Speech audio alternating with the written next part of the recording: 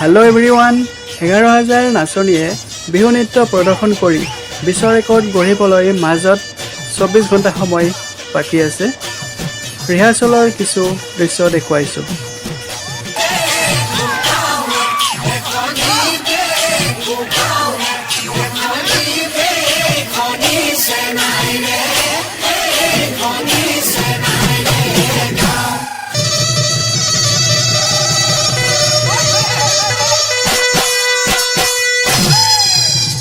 দিনৌচত মহিয়া ও গছে বনে হলা